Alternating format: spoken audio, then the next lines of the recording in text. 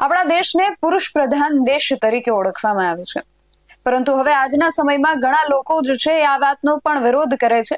એ લોકોનું માનવું છે કે આપણા દેશમાં સ્ત્રીઓને પણ એટલું જ પ્રાધાન્ય આપવામાં આવે છે જેટલું પુરુષોને આપવામાં આવે છે. પરંતુ પ્રશ્ન માત્ર પ્રાધાન્યનો નથી, સાથે સાથે પ્રશ્ન એ માનસિકતાનો પણ છે જે સ્ત્રીની વિરુદ્ધ કામ કરે છે.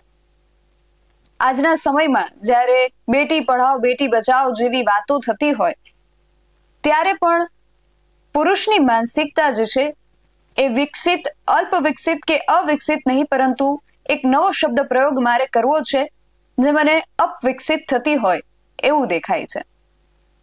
શા માટે આવું કહેવું પડી રહ્યું છે? એનું કારણ મોરબીથી સામે આવ્યું છે. મોરબીમાં એક ઈસમે મકાનનું ભાડું ન ચૂકવી શકવાના કારણે એની પત્ની અને પુત્રીને મકાન માલિકને સોંપી દીધા હતા. આ વિશે વિગતે વાત કરીએ આ અહેવાલમાં. જય હિન્દ BSI ન્યૂઝ પર આપની સાથે હું છું નિધિ ગઢવી. આજના આ આધુનિક યુગને ધર્મની દ્રષ્ટિએ જોવા જઈએ તો આને કળિયુગ તરીકે ઓળખવામાં આવે છે. દ્વાપર યુગની અંદર મહાભારતનું યુદ્ધ થયું અને એ યુદ્ધનું કારણ એ દ્યુત ક્રીડા બની જે પાંડવો અને કૌરવો વચ્ચે રમાઈ હતી. પાંડવો જ્યારે એમનું જે રાજ્ય હતું, એમના જે શસ્ત્રો હતા, એમના જે આભૂષણો હતા, એમની પાસે જે પણ મિલકતો હતી એ ત્યાં હારી ગયા. એટલે અંતે એમણે એમની પત્ની દ્રૌપદીને દાવ પર લગાડી. આપણા દેશમાં અગાઉ સાટા પદ્ધતિ અમલમાં હતી. આ સાટા પદ્ધતિમાં એક વસ્તુના બદલામાં બીજી વસ્તુ એની લેવડ દેવડ થતી. હવે તો આપણા દેશમાં નાણાં છે, આપણા દેશમાં ચલણી નોટો છે, એટલે હવે એના બદલામાં વસ્તુની આપ લે થાય છે.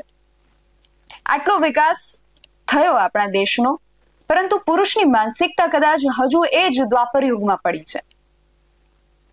અને મેં જે રીતે અગાઉ કહ્યું કે વિકાસ જે છે એના પ્રકારો હોય છે અલગ અલગ. અમુક રાષ્ટ્ર કે પ્રદેશ જે હોય છે વિકસિત હોય છે, અમુક અલ્પ વિકસિત હોય છે અને અમુક અવિકસિત હોય છે. વિકસિત એટલે જેનો વિકાસ થઈ ગયો હોય એ વિકસિત હોય. અલ્પ વિકસિત એટલે જેનો ઓછો વિકાસ થયો હોય અથવા તો એ વિકાસ તરફ આગળ વધી રહ્યું હોય. અને અવિકસિત એટલે કે જેનો વિકાસ નથી થયો. પણ આ નવો શબ્દ પ્રયોગ જે હું કરી રહી છું, મને અપવિકસિત જેવી પુરુષની માનસિકતા લાગે છે, કારણ કે એ સકારાત્મક રીતે વિકસિત થવાના બદલે નકારાત્મક રીતે પાછળ વધી રહી છે. એટલે મને કદાચ એવું લાગે છે કે પુરુષોની જે માનસિકતા છે અપવિકસિત થતી જઈ રહી છે. દ્વાપર યુગની અંદર પાંડવોએ માત્ર એમની પત્ની દ્રૌપદીને દાવમાં લગાડી હતી, પરંતુ એક કળિયુગી પુરુષે ન માત્ર એની પત્ની પણ 13 વર્ષની સગીર પુત્રીને પણ માત્ર ભાડું ચૂકવવા બાબતે દાવ પર લગાડી છે. સૌથી પહેલા તો આ સમગ્ર વિષય શું છે, આખો મામલો શું છે, એના વિશે તમને વાત કરું તો આ સમાચાર જે છે એ મોરબીથી સામે આવ્યા છે. કદાચ સમાચાર પત્રોમાં કે અહેવાલોમાં તમે ક્યાંક આ સમાચાર વાંચ્યા કે સાંભળ્યા હશે, પણ જે લોકોએ નથી સાંભળ્યા એને આ વિશે થોડી માહિતી આપી દઉં કે આ જે હૈયું હચમચાવી દેતો કિસ્સો છે એ મોરબીથી સામે આવ્યો છે. મકાન ભાડાના જે પૈસા છે ન ચૂકવી શકવાના કારણે એક નરાધમ ભાડુઆતે એની પત્ની અને સગીર વયની પુત્રી સાથે દુષ્કર્મ આચરવા માટે મકાન માલિકને સંમતિ આપી દીધી. આ સંમતિ પછી મકાન માલિકે એ માતા પુત્રી બંને પર અત્યાચાર ગુજાર્યો અને આ ચકચારી ઘટના અંગે જે ભોગ બનનારી મહિલાની માતા છે એણે પોલીસ મથકમાં ફરિયાદ નોંધાવી. ભાડાના પૈસાના બદલામાં આ વ્યક્તિએ એની પત્ની અને પુત્રી બંનેનો સોદો કરી નાખ્યો. આ સમગ્ર વિષયને લઈને પોલીસે પણ માહિતી આપી છે. સૌથી પહેલા તો પોલીસ આ વિષયને લઈને શું કહી રહી છે એ સાંભળીએ. 6 મહિના પહેલા મોરબી એ ડિવિઝન વિસ્તારના સ્લમ વિસ્તારમાં એક દુષ્કર્મનો બનાવ બનેલ છે, જેમાં ભાડુઆત છે એ બહાર મજૂરી કામ કરવા માટે આવેલા હતા. એમાં મકાન માલિક સાથે રહેતા હોય, મકાનના ચડત થઈ ગઈ હોય, જેથી આ કામના ફરિયાદી છે એમને એના જમાઈ વિરુદ્ધમાં અને મકાન માલિક વિરુદ્ધ અન્ય એક ઈસમ વિરુદ્ધ ફરિયાદ આપેલ છે, જેમાં એના જમાઈની સહમતિથી એમની પુત્રી અને દોહિત્રી સાથે દુષ્કર્મ કરેલું.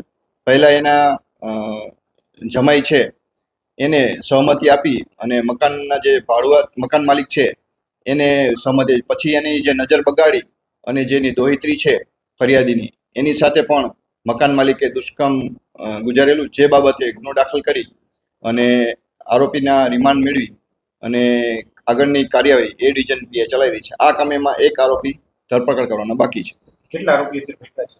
હાલ અત્યારે 3 પૈકી 2 આરોપી પકડેલા છે અને એક આરોપી નાસ્તો પર છે. એક આરોપી પકડવાનો બાકી છે. મોરબી શહેરની અંદર ભાડે રહેતો આ વ્યક્તિ જેને મકાનનું ભાડું ચડી ગયું હતું અને આર્થિક સંકળામણના કારણે એની પાસે ભાડું ચૂકવવાના પૈસા ન હોવાથી તેણે ભાડાની વસૂલાતના બદલામાં એની પત્ની સાથે દુષ્કર્મ આચરવા માટે એના મકાન માલિકને મંજૂરી આપી દીધી. અને આ વાત અહીંયા અટકતી નથી. એ મકાન માલિકે ભાડુઆતની જે સગીર વયની દીકરી હતી એના પર પણ પોતાની નજર બગાડી અને એની સાથે પણ દુષ્કર્મ આચર્યું. આ મામલો જ્યારે સામે આવ્યો ત્યારે ભોગ બનનારની જે માતા છે એણે મોરબી એ ડિવિઝન પોલીસ મથકમાં આ બાબતને લઈને ફરિયાદ નોંધાવી.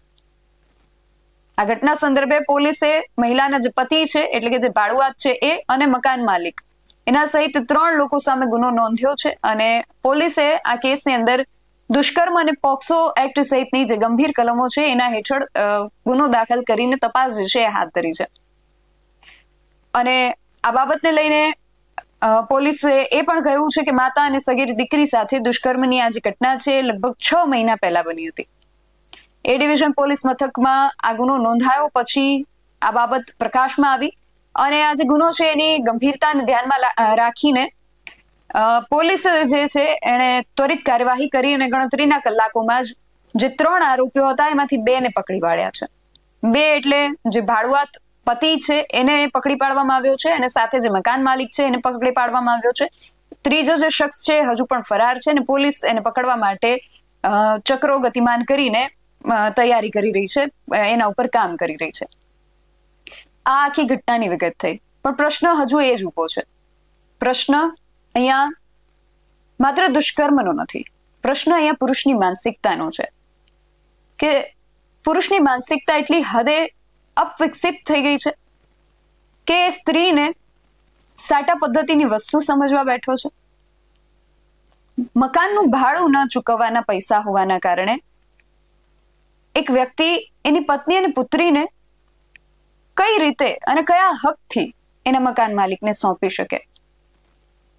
અને આપણા દેશને હવે સ્ત્રી પ્રાધાન્ય દેશ તરીકે ઓળખાવતા એ લોકોને આજે આ પ્રશ્ન થવો જોઈએ કે એક સ્ત્રી જેના પોતાના શરીર ઉપર એનો પોતાનો હક નથી અને એનો પતિ એના શરીરને માત્ર મકાનના ભાડા સાથે મૂલવી અને મકાન માલિકને સોંપી દે છે અને તમે કહો છો કે આ દેશની અંદર સ્ત્રીને પ્રાધાન્ય આપવામાં આવે છે.